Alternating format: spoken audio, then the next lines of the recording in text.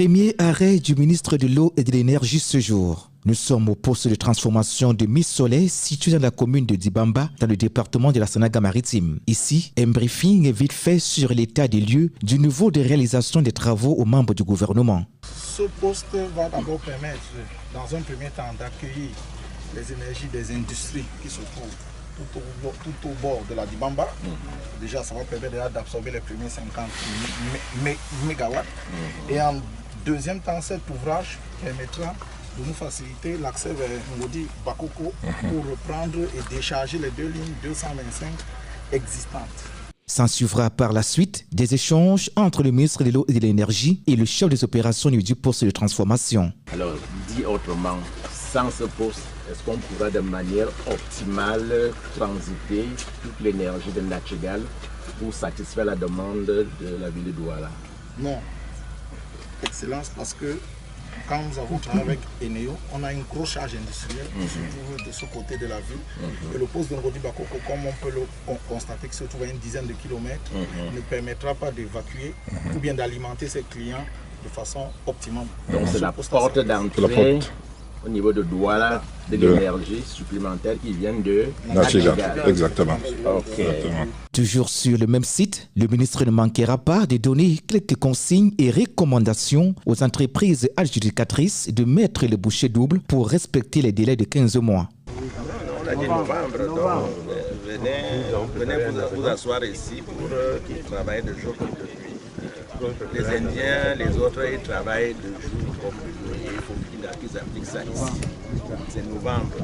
Parce que la banque ne va pas transiger sur les délais. C'est une donnée, elle n'est pas négociable et vous devez nous mettre à pied d'œuvre pour que ce soit fait ainsi. Cette visite qui rentre dans le cadre de l'évacuation de l'énergie provenant du barrage hydroélectrique de Nachigal a permis au ministre de l'Eau et de l'Énergie de se rassurer de ce que les ouvrages d'évacuation devant permettre l'absorption optimale de l'énergie électrique soient réalisés. Dans le cadre de l'évacuation de l'énergie provenant du barrage hydroélectrique de Nachigal, dont le premier cours a été mis en service récemment, il est question pour le ministre de conduire une visite technique de travail sur le terrain pour se rassurer que les ouvrages d'évacuation devant permettre l'évacuation effective de cette énergie dans le réseau sud soient réalisés, en fait dans les délais. Même si on reconnaît ici que les travaux avancent à un rythme normal, il reste que la question du timing se pose avec acuité.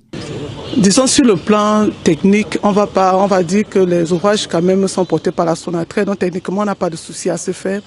Maintenant, c'est un problème de timing. Est-ce qu'on sera en mesure de réaliser ces ouvrages avant début d'année 2025? C'est beaucoup plus ça le problème.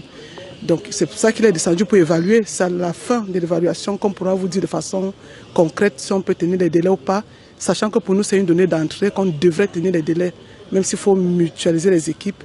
C'est ça l'objectif en fait. Faudrait-il le rappeler, ces ouvrages permettront à terme d'évacuer l'énergie produite par le barrage hydroélectrique de Nachigal vers la zone industrielle de la ville de Douala. Le dit barrage injecte depuis le mois de mai 2024 une puissance de 60 MW issue de son premier groupe. Quant au couplage du deuxième groupe au réseau d'une puissance de 60 MW, il a eu lieu le 15 juillet 2024.